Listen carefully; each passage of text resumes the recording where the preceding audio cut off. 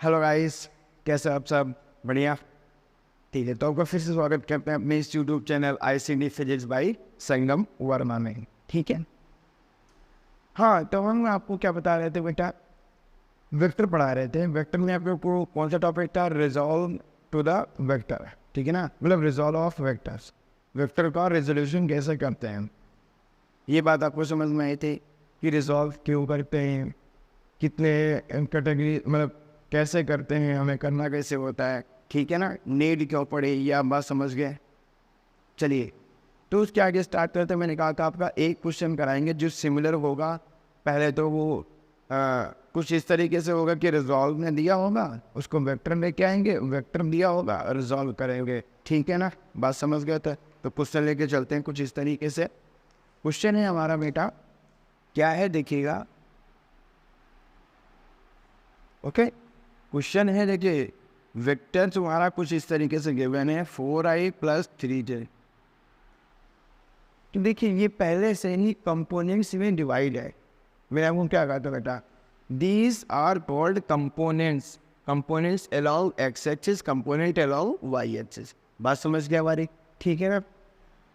एक आई कैप लगाया ना, तो मैंने आपको बताया था I cap is the unit vector in the direction of X axis. तो कहीं पर भी आपको आई कैप दिख जाए तो आपको बस तुरंत समझ जाना है कि व्हाट इज दिस। हाँ, ये डायरेक्शन बता रहा है एक्स के डायरेक्शन, मतलब एक्स एक्सिस से। ठीक है, ओके। तो आपको फॉर्मूला कराते हैं। फॉर्मूला मैंने क्या लिखा था, देखिए बेटा, एक्स अगर कुछ इस टाइप का है आपका वेक्टर, ठीक है, तो ए निकालने का फॉर्मूला क्या था बेटा, AX² + AY²। ठीक है ना, ये मॉड वैल्यू, दैट मीन्स जो उसकी वैल्यू निकालेंगे, ठीक है ना, वेक्टर की। तो देखिए बेटा, यहाँ से कंपेयर करिए, AX क्या है, AX is 4 and AY is 3।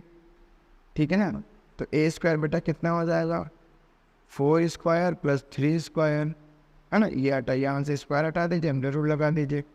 Next कितना हो जाएगा, 16 + 9 25, 25 का 5। तो ए की वैल्यू बेटा कितनी आ गई, 5। ठीक है ना, यहाँ से tan थीटा भी निकालते हैं। tan थीटा क्या हो जाएगा, AY/AX। देखिए ध्यान से देखेंगे हम, AY/AX, तब ये जो थीटा बनेगा ये बेटा एक्स एक्सिस से बनाएगा। कहाँ से बनेगा, एक्स एक्सिस से। ठीक है, अगर ये थीटा में वाई एक्सिस से लेना चाहूँ तो ये दोनों क्या हो जाएंगे, पलट जाएंगे। समझ में आ रहा है? वहाँ से आप देख सकते हो। ठीक है, अब यहाँ से देखिए बेटा, इसकी वैल्यू रखिए 3/4। तो ये थीटा बराबर आ गया बेटा tan इनवर्स 3/4। एक्चुअली क्या बेटा, कुछ स्पेशल वैल्यूज हैं जो हम यहाँ पे शायद लिख देते हैं, जो आपको आने वाले टाइम में भी काम आएगा। ठीक है ना, तो देखिए बेटा, sin 3/5 कॉस्ट, अरे ऐसा ना लिखो, सॉरी, वो इन्वर्स में लिखना था। ठीक है ना, यानी कि आप ऐसा देखिए, sin 37 cos 37 tan 37। ठीक है, देखिए ये हो जाएगा बेटा 3/5, ये हो जाएगा 4/5, ये दोनों को डिवाइड कर दीजिए 3/4। ठीक है मैम, ये सारी वैल्यू आप तो याद रखिएगा। एक वैल्यू याद रखिए, नेक्स्ट वैल्यू आपको पता चल जाता है। आपको पता है ना, लिमिटेड ट्रिपलेट्स हैं 3, 5, तो इसका बेस 4 अपने आप आ जाएगा, तो 4/5। tan 37 दोनों को डिवाइड कर दिए, 3/4 आ गया, है ना, आसान है। ऐसे बेटा sin 53 का होता है, तो अब यहाँ पे उल्टा से लेंगे। ठीक है ना, यहाँ पे जब sin 53 लेंगे तो 4/5 हो जाएगा।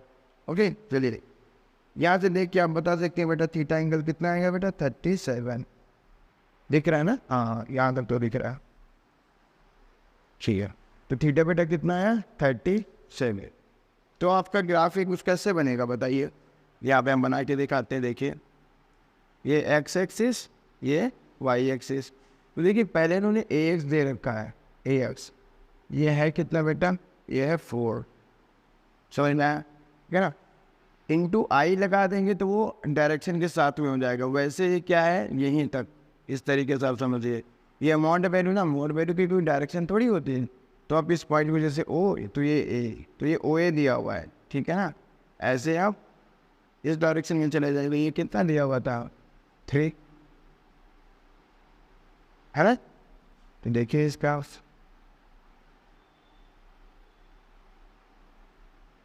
ये जो वेक्टर आया है इसकी मॉड वैल्यू क्या है बेटा, देखिए मॉड कितना है 5,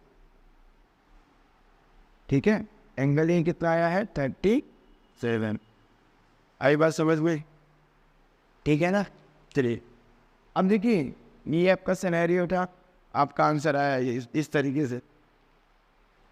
अगर आपको पहले से वेक्टर पता है, थीटा पता है, तो कंपोनेंट्स कैसे निकालेंगे वो आपको देखिए।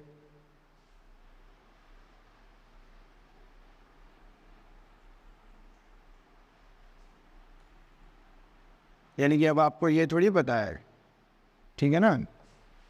हाँ, क्या पता है, सिर्फ और सिर्फ वेक्टर पता है। तो वेक्टर से हमें कैसे कंपोनेंट्स ले जाएंगे वो चीज़ देखिएगा, ठीक है बेटा। कैसे जाएंगे देखिए, इसका कुछ नाम दे देते, इसका नाम मैंने सी दे दिया, ठीक है। तो देखिए मुझे ये पता है बेटा ये कितना है 5, सिर्फ मॉड पता है ना। हाँ, तो इसका हम नाम दे देते हैं वेक्टर ए, इस तरीके से। तो आपको पता है बेटा a is equals to 5, okay. ये क्या है बेटा इसकी वैल्यू, ठीक है ना। मैग्नीट्यूड कितना गिवन है 5। चलिए आगे देखते हैं। मैग्नीट्यूड अगर 5 है तो आपको पता है, डायरेक्टली मैं रिजॉल्व करता हूँ बेटा कंपोनेंट्स में। देखिए ये है 37। मैंने आपसे क्या कहा था कि जिस साइड में एंगल होता है उस साइड में जो कंपोनेंट्स होता है वो क्या निकल के आएगा, ए कॉस थीटा। ये तो बताया था। जिस साइड में थीटा नहीं होता है उस साइड का जो कंपोनेंट निकल के आएगा ए साइन थीटा, ठीक है। ये सिर्फ यहाँ तक है, ओके। बात समझ गए ये कंपोनेंट्स। चलिए तो ए एक्स लिखते हैं, दैट मीन्स एक्स की डायरेक्शन में कंपोनेंट्स क्या निकल के आया बेटा, ए कॉस थीटा। अब देखिए ए है 5 कॉस थीटा, यानी कि कॉस 37। कितना है बेटा 4, ठीक है। ऐसे आप ए वाई निकालेंगे, ए वाई आएगा ए साइन 37।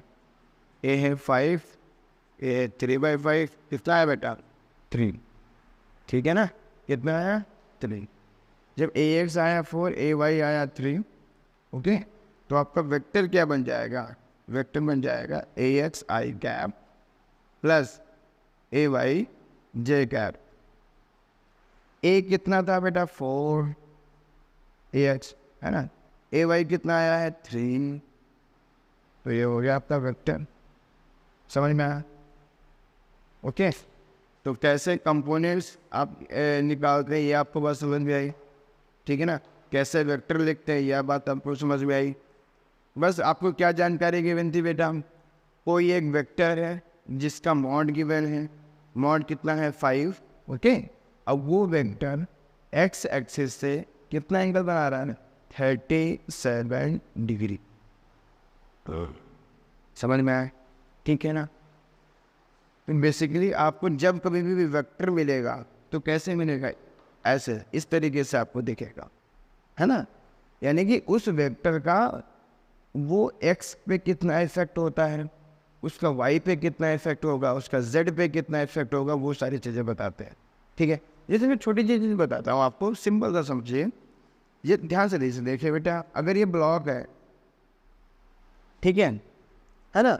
ये मान लो एक ब्लॉक है इस तरीके से, मान लो ये प्लेन पे रखा हुआ है। ये सारी चीज़ें ना हम ऐसे नहीं, आप यहाँ पे ग्रेविटी कुछ अचीव कर रहे हैं, ओके।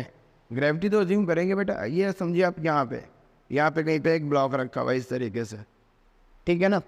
तो ध्यान से देखो, मुझे समझ नहीं आ रहा इसमें उल्टा आएगा कि सीधा आएगा, ठीक है। एक्चुअली फ्रंट कैमरा से शूट कर रहा हूँ, तो देखिए ध्यान से। अगर मैं सिर्फ इसको इस डायरेक्शन में ढकेलता हूँ तो यहाँ से मैंने पीछे से लगा रहा हूँ, ठीक है ना, पीछे से फोर्स लगा रहा हूँ, तो ये किस डायरेक्शन में जा रहा है, सिर्फ आगे डायरेक्ट, मतलब इस डायरेक्शन में जा रहा है, अगर मैं इसको एक्स एक्सिस मानता हूँ तो ये सिर्फ एक्स एक्सिस में फोर्स लगा रहा हूँ, सिर्फ एक्स एक्सिस में मूव कर रहा है। यानी कि इसका वाई, मान लो ये वाई डायरेक्शन है, तो इसका वाई डायरेक्शन में कोई लेना देना नहीं है ना। यानी कि जो हमारा फोर्स सिर्फ एक्स एक्सिस में लग रहा है, मतलब x, oh sorry, sorry for disturbance, मोहल्ले में किसी ने पटाखा लगाया, इतनी तेज लगाया कि हम चौंक गए। ठीक है, तो देखिए मैं आपको क्या बताने की कोशिश कर रहा हूँ। अगर मैं इसको सिर्फ एक एक्सिस में फोर्स लगा रहा हूँ, ठीक है ना, तो एक ही एक्सिस में मूव कर रहा है, बात समझ गए। अगर देखिए हम ऐसा कोई फोर्स लगाते हैं तो दोनों एक्सिस में मूव कराएगा इसको। देखिए कुछ ऐसा बॉडी रखी हुई है, हम इस तरीके से फोर्स लगा रहे हैं, यानी कि इसका कंपोनेंट एक्स एक्सिस में जाएगा, या मतलब वाई एक्सिस में जाएगा और एक्स एक्सिस में जाएगा। ठीक है, शायद आप ऐसे समझ ना पा रहे हो, तो यहाँ पे देखिए यहाँ से हम कोई फोर्स लगा रहे हैं सिर्फ इस डायरेक्शन में, तो ब्लॉक बेटा किधर जाएगा, सिर्फ इस डायरेक्शन में मूव करेगा। बताइए मूव करेगा कि नहीं करेगा, उस फाइनल वेलोसिटी के साथ में, है ना, मूव करेगा। यानी कि जो जैसे कोई वेक्टर या जो फोर्स लगा रहे हैं किसी एक पर्टिकुलर डायरेक्शन में लगा रहे हैं, तो उसका किसी दूसरे पर्टिकुलर डायरेक्शन में इफेक्ट नहीं होता है। लेकिन अगर कोई फोर्स कुछ इस साइड, इस टाइप का है कि आप मान लो यहाँ पे कुछ नहीं रखा हुआ है, ठीक है ना, ऐसा ही मान लो प्लेन पे रखा हुआ है ना, ओके, तो आप ऐसे अज्यूम करेंगे ये प्लेन पे रखा हुआ है, ये ऐसे नहीं नीचे गिरने वाली कंडीशन, वो मैंने बता रहा हूँ। तो देखिए मान लो आप इस साइड से डायरेक्शन में फोर्स लगाते हैं, तो आपको पता है ये बेटा किधर मूव करेगा, कुछ इस तरीके से मूव करेगा। बात समझ में आई? यानी कि देखिए बेटा अगर ये एक्स एक्सिस था और ये ऊपर वाई एक्सिस था, है ना, तो देखिए अब नीचे तो ये माइनस वाई एक्सिस हो जाएगा। तो ध्यान से देखो बेटा, ये जो ब्लॉक है ना, इसका इफेक्ट दोनों एक्सिस पे आ रहा है, इस एक्सिस पे आ रहा है, इस एक्सिस पे आ रहा हो। ठीक है, यानी कि हमने फोर्स जो लगाया था ना, उसका कंपोनेंट देखिए, एक कंपोनेंट एक्स एक्सिस की तरफ आया, एक कंपोनेंट इस एक्सिस की तरफ आया। तो यानी कि हर एक वेक्टर, है ना, उसके 3 कंपोनेंट्स होते हैं। मतलब जरूरी नहीं 3, कभी 2 भी होंगे, जैसे मैंने अभी आपको समझाया इस तरीके से। ठीक है, तो आप समझ गए वेक्टर कैसे रिप्रेजेंटेट, मतलब उसका रिप्रेजेंटेशन कैसे होगा, वो जो रिप्रेजेंटेशन है क्या रिप्रेजेंट कर रहा है अपने आप में। ठीक है ना, क्या रिप्रेजेंट कर रहे हैं, आपको समझ में आया कि ये इसका इफेक्ट एक्स एक्सिस में कितना हो रहा है, ये वाई एक्सिस में कितना इफेक्ट करेगा, वो बात समझे। ठीक है ना, जैसे ये 5 है, उसका इफेक्ट यहाँ पे 4 है और वाई एक्सिस में 3 है। ठीक है ना, बात हमारी समझ गए। ओके, चलिए आगे बढ़ जाए, 1-2 कंपोनेंट्स वाले क्वेश्चंस और करते हैं, ट्राई करते हैं। देखिए एक क्वेश्चन कुछ इस तरीके से है, मैं आपको बस सिनेरियो बता रहा हूँ। देखिए क्वेश्चन क्या है,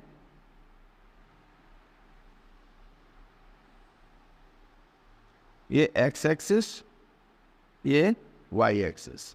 ठीक है, एक वेक्टर है जिसका एक कंपोनेंट ए एक्स इधर है, मतलब अगर मैं उस डायरेक्शन के साथ में नहीं, ठीक है ना, सिर्फ मैं क्या लिख रहा हूँ, magnitude, this is a x and this is a y. ठीक है, ये बात आप समझ गए। उसके क्या है बेटा, 2 कंपोनेंट्स हैं, ए एक्स एंड ए वाई। हमें उसको रिजॉल्व करना है। ये जो लाइन है ये आप देख रहे हैं, ठीक है ना, ये लाइन एक्स एक्सिस से 60 एंगल बना रही है और वाई एक्सिस से 30 एंगल बना रही है। ठीक है ना, और ये लाइन और इस लाइन के जो परपेंडिकुलर एक लाइन होगी, ओके, तो कोई भी लाइन है आप ऐसे कर सकते हो, line 1 and this is line 2। तो लाइन 1 क्या है, लाइन 1 एंड लाइन 2 ये है म्यूचुअली परपेंडिकुलर। आई थिंक ये आपको दिख नहीं रहा है क्या, हाँ दिख रहा है। ठीक है, ठीक है बेटा, ये आपको बात समझ में, दोनों परपेंडिकुलर है। अब मुझे क्या करना है, ये जो ए एक्स और ए वाई है ना, इनके कंपोनेंट्स निकालने हैं इस लाइन पर। देखिए कैसे निकालेंगे, बहुत आसान है। देखिए बेटा इस एक्स का, ओके, ये जो एक्स है बेटा, इस एक्स का यहाँ पे देखिए आप,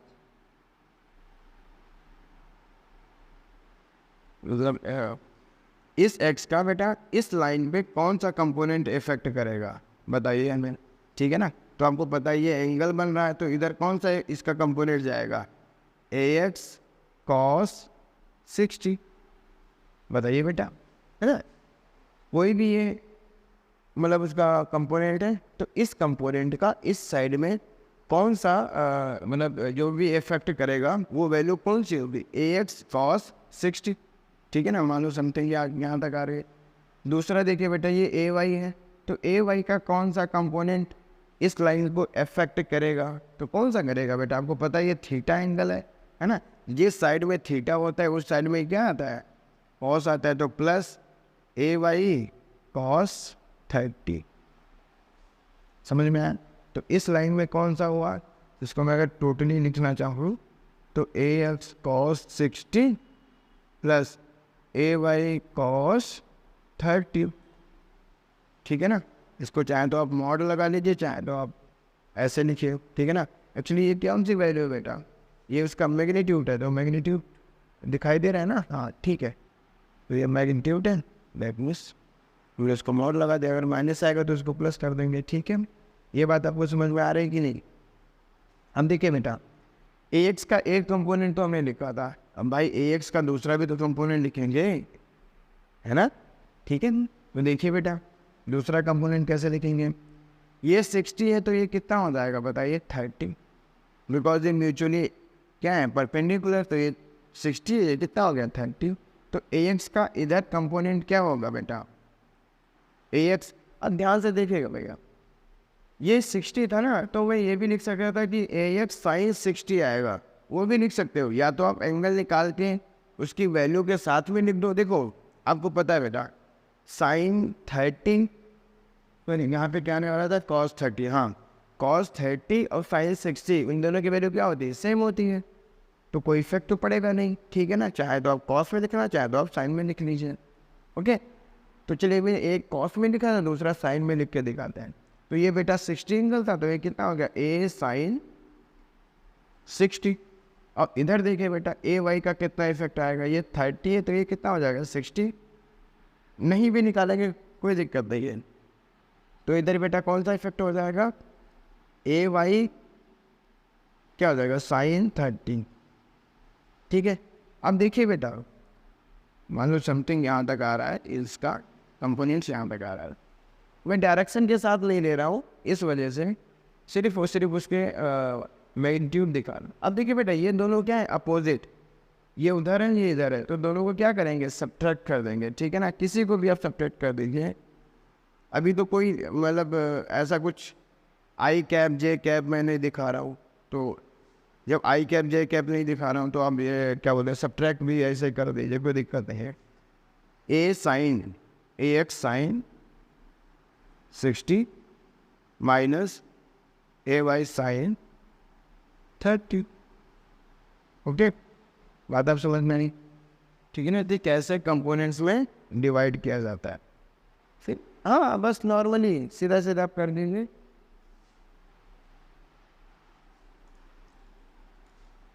चलिए एक क्वेश्चन और करते हैं, एक वेज वाला आता है बेटा।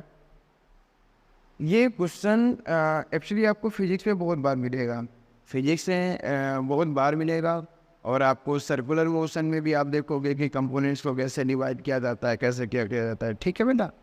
बोलिए बात समझ में आई, ठीक है। तो हम करके दिखाते हैं, यहाँ पे देखिएगा, देखिए ये वेज है बेटा, मतलब एक कोई ऐसे ट्रायंगुलर शेप में रखा हुआ है, ओके। इसके ऊपर आपने एक ब्लॉक रखा, ओके। तो आपको पता है कि ये ब्लॉक क्या करेगा बेटा, खिसकने लगेगा, सामने की तरफ खिसकने लगेगा। तो बेसिकली देखो अभी आपको पता है ये सामने की तरफ आएगा, लेकिन जब सामने की तरफ आ रहा है तो कोई फोर्स तो लगा होगा, ठीक है, यानी कि कोई फोर्स तो लगा होगा, या तो इसको कुछ सामने की तरफ से खींच रहा होगा, कहने का मतलब है इस डायरेक्शन में एक फोर्स जरूर आया है, समझ में आ रहा है ना। चलिए कुछ निकालते हैं, देखिए इसमें क्या क्या सिनेरियो होता है।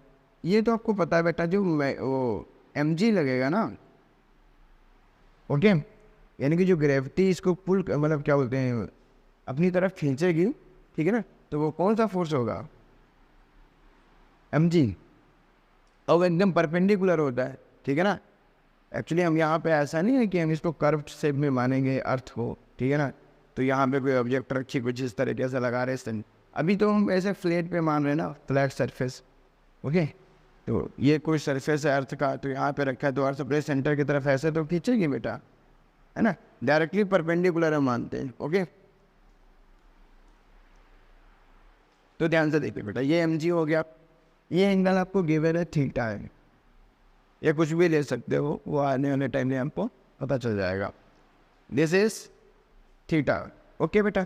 तो ध्यान से देखो, ये क्या है ना, ये इस लाइन में मोशन कर रहा है बेटा।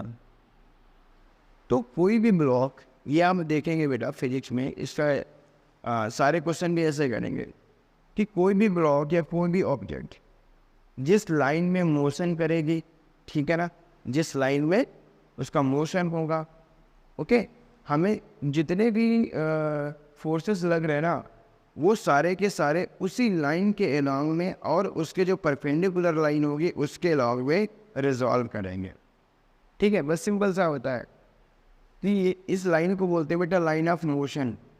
तो जितने भी फोर्स लग रहे हैं हम लाइन ऑफ मोशन के अलॉन्ग में ही देखेंगे, तभी तुम्हें पता चलेगा ना भाई कि कौन सा फोर्स लग रहा है उस डायरेक्शन में, कि कौन फोर्स उसको मूव करा रहा है, बात समझे।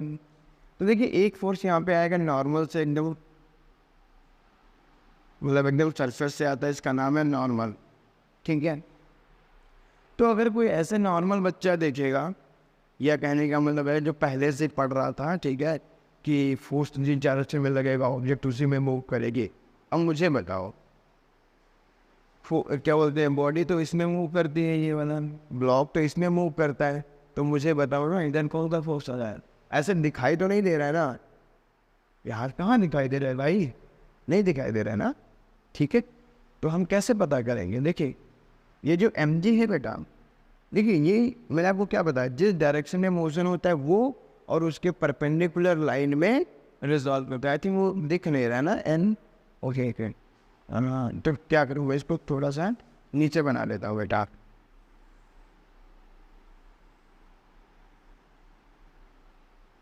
ये एंगल थीटा है, ये ब्लॉक हो गया बेटा। ये ब्लॉक क्या करेगा, इस लाइन में मूव करेगा, mg, और ये नॉर्मल फोर्स, ठीक है। बात आई समझ में। हम आपको क्या समझा रहे हैं बेटा उतनी देर से कि mg जो है, चलो अब एक सेकेंड, ये जो लाइन ऑफ क्या बोलते हैं लाइन ऑफ मोशन है, देखिए बेटा हम क्या कह रहे थे कि सारे वेक्टर्स, सारे फोर्स ऑफ वेक्टर जो होते हैं ना, वो किसके अलॉन्ग में मैं रिजॉल्व करना चाहूँगा, ये जो लाइन ऑफ मोशन है और ये जो परपेंडिकुलर लाइन है। आपको ये बात समझ में आ रही है ना। अभी आप देखोगे जितने ब्लॉक हैं या जितने भी चीज़ें हैं, तो कुछ इस तरीके से ही हम उसको रिजॉल्व करते हैं। अपने मन में क्वेश्चन राइज करो कि वाई हम इस लाइन के ही अलॉन्ग क्यों रिजॉल्व करते हैं, क्योंकि हम देखना चाहते हैं भाई। देखो जिस साइड में हमारा मोशन हो रहा होगा तो हमें ये पता तो होना चाहिए ना उस साइड में कौन फोर्स आ रहा है, तो उस फोर्स को उसको अलॉन्ग में लाने के लिए, यानी कहीं पर भी फोर्स लग रहा हो, लेकिन हमें मोशन जो लाइन ऑफ मोशन है ना उसके अलॉन्ग में कितना लग रहा है, हमें उससे मतलब है। बाकी क्या ऐसे ही, ठीक है ना, तो उससे फिर कोई मतलब नहीं है।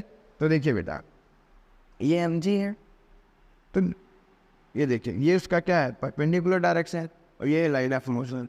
तो हम क्या करेंगे, ये देखो ये थीटा है बेटा, ये 90 है। अगर मैं छोटे से एंगल में देखूंगा तो ये हो जाएगा 90 माइनस थीटा, है ना। अगर ये 90 माइनस थीटा है तो देखिए बेटा ये पूरा 90 है, तो ये एंगल कितना हो जाएगा, थीटा। तो आप इसको मिटा सकते हैं, खाली बस लिखने के लिए मैं बता रहा था। तो ये एंगल आपको पता चल गया कि दिस इज थीटा, है ना, ओके। अगर ये थीटा है बेटा तो ध्यान से देखिएगा, मैंने आपको क्या बताया, mg को रिजॉल्व कैसे करेंगे, है ना। mg को कैसे रिजॉल्व करेंगे, एक तो इस डायरेक्शन में आएगा, एक इस डायरेक्शन में जाएगा। तो ये देखिए जिस साइड में थीटा हो उसी साइड में क्या आंसर आता है, कॉस थीटा, और mg साइन थीटा, है ना। ये कैसे ऐसे कुछ बना देंगे, तो ये mg साइन थीटा हो जाएगा, ओके। ये एक्चुअली वेक्टर के साथ में लिखा हुआ है, आप समझिएगा, ठीक है ना। अभी आने वाले टाइम में बताओ दो कि ये m g sine cos theta है, ठीक है ना, ये एक वैल्यू है। ओके, तो आप समझे बेटा, ये क्या है, एम जी कॉस थीटा, ये है एम जी साइन थीटा है। तो आपको दिख रहा है ये, देखिए हमने कंपोनेंट में रिजॉल्व किया। कंपोनेंट से पहले हमें नहीं पता चल रहा था भैया कि इस डायरेक्शन में कौन सा फोर्स लग रहा है जो इसको मूवमेंट दे रहा है। देखिए ना, कौन मूवमेंट दे रहा है हमें नहीं पता चल रहा था, लेकिन जैसे मैंने रिजॉल्व किया वैसे हमें पता चल गया, wow m g sine theta इस रॉक को ना आगे की तरफ ले जाने की कोशिश कर रहा है। अब हमें पता चल गया कि नहीं पता चल गया, बताइए, है ना। तो ये है इम्पोर्टेंस ऑफ रेजोल्यूशन, यानी कि रिजॉल्व करने की जो ताकत है, ठीक है ना, इम्पोर्टेंस है, समझ में आ रहा है, पावर है ये। ओके, तो हमें तुरंत पता चल जाता है, हमें एक सिनारियो समझ में आ जाता है, ओ इस वजह से ये ब्लॉक आगे जा रहा था, है ना, समझ में आ रहा है। ऐसे आप बहुत सारे क्वेश्चंस करेंगे। अभी आप सर्कुलर मोशन में जाएंगे, सर्कुलर मोशन में खूब क्वेश्चंस करते हैं, इसका कंपोनेंट उसका कंपोनेंट देखते हैं, ठीक है ना। चलिए,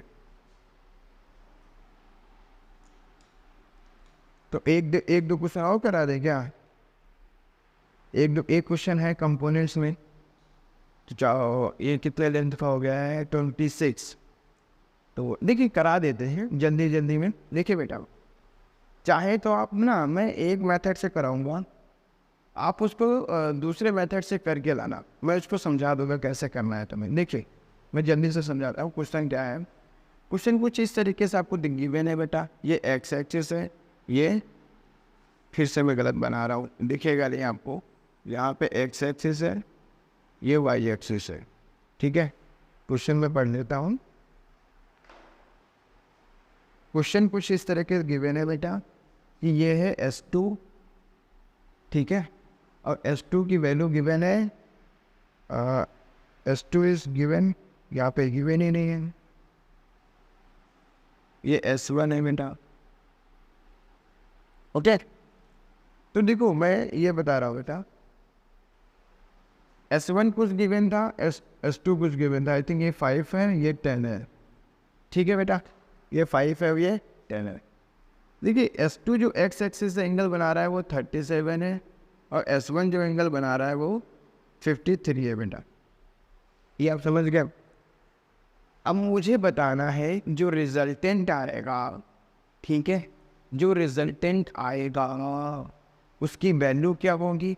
सबसे पहला क्वेश्चन क्या है, जो रिजल्टेंट आएगा उसकी वैल्यू क्या होगी, यानी कि उसका मैग्नीट्यूड क्या होगा, और वो एक्स एक्सिस से कितना एंगल बनाएगा, कहाँ से, एक्स एक्सिस से। समझ में आ रहा ना, बात समझे, ठीक है। चलो देखो, इसको करने के दो तरीके हैं।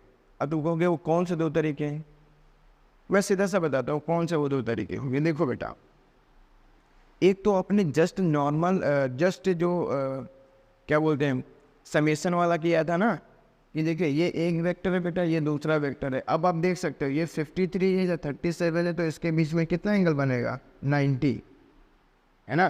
तो दो वेक्टर म्यूचुअली परपेंडिकुलर, तो आप यहाँ से उनका मॉड निकाल सकते हैं। देखिए कैसे निकालेंगे बेटा, S बराबर, आपने पढ़ा है ना पूरा formula, S1 square S2 square.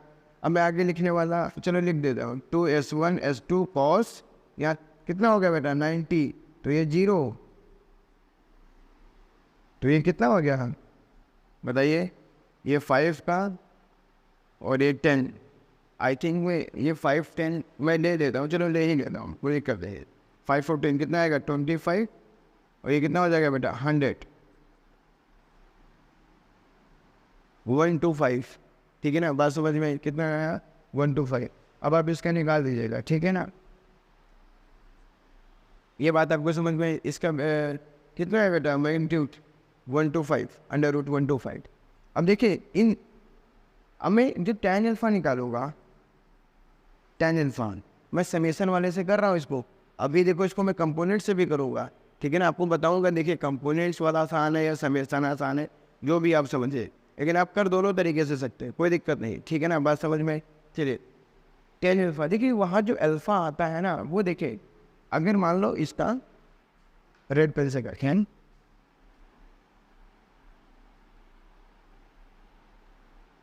ठीक है, मान देखिए बेटा, ये इसका क्या होगा, ये एस वेक्टर होगा जो क्या है, रिजल्टेंट है ना। एस मैंने क्या माना है, रिजल्टेंट। ये जो रिजल्टेंट आया है उसी के तो मैं एस निकाल रहा हूँ, उसके मॉड की वैल्यू, ठीक है ना। मैग्नीट्यूड कितना होगा। अब ध्यान से देखो, जो अल्फा निकालते हैं ना वो क्या होता है, किसी एक वेक्टर से कितना एंगल बनेगा, यानी कि जो हम अल्फा निकालेंगे बेटा वो ये आएगा। ओके, कौन आएगा बेटा, ये। अगर मुझे टोटल निकालना है कि ये जो रिजल्टेंट आया है उसका एक्स एक्सिस के साथ में कितना है, तो आपको 37 ऐड करना पड़ेगा, है ना।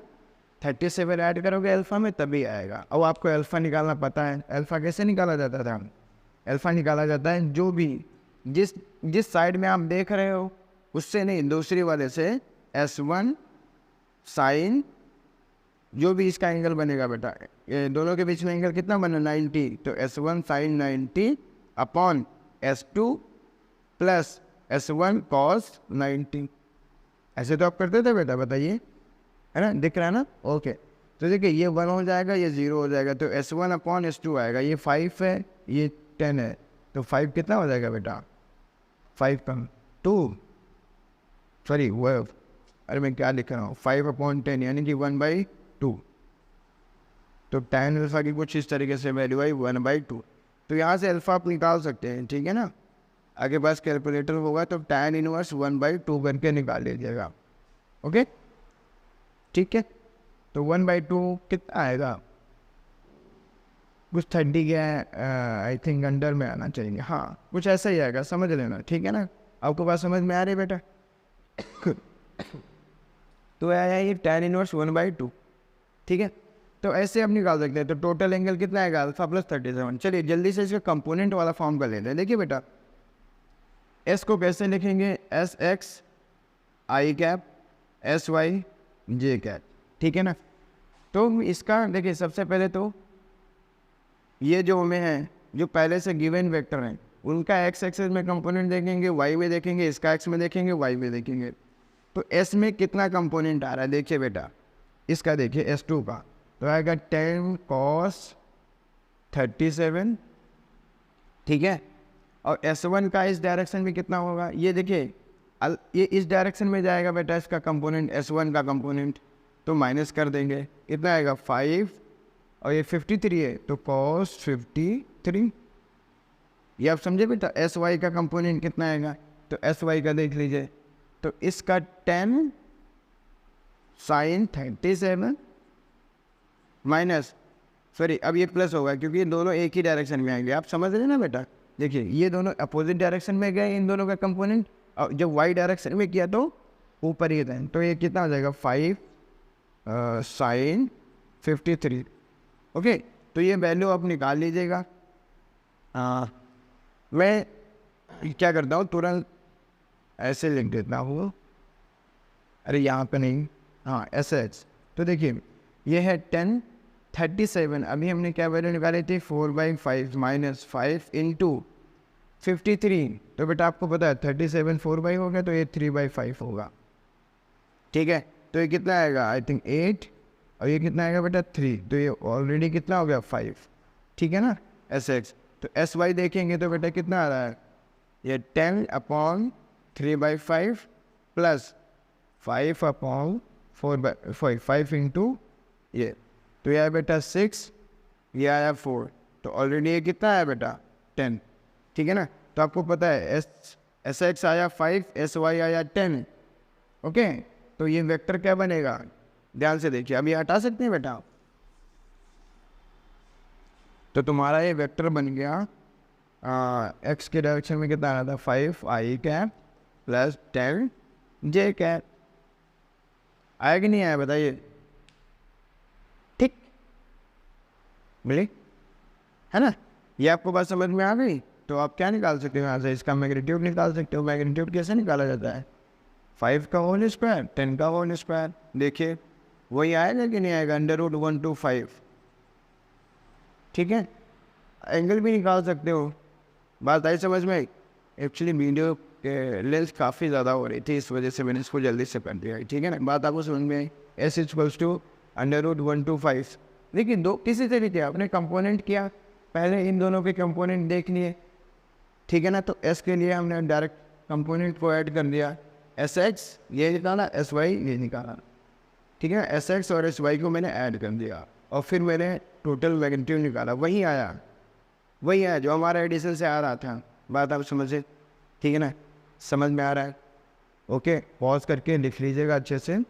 तो ये हो गया हमारा कंपोनेंट ख़त्म, ठीक ना। कंपोनेंट रेक्टेंगल कंपोनेंट्स हो गया, रिजॉल्व करना सीख गया, ठीक है ना। अब हम कल से करेंगे प्रोडक्ट। ओके, तो थैंक यू। और अगर अच्छा लग रहा है तो कमेंट कीजिएगा, शेयर कीजिएगा, सब्सक्राइब कीजिएगा, लाइक कीजिएगा, ये जो चीज़ें हो सकती हैं आप करिएगा, ठीक है ना। अच्छा नहीं भी लगता है कोई दिक्कत नहीं हो, ओके। कमेंट करिएगा, तो अच्छा नहीं लगता है तो कमेंट है ना उसके लिए, तो आप बता सकते हैं कि यार कैसा है कैसा नहीं, ठीक है ना। Okay, thank you.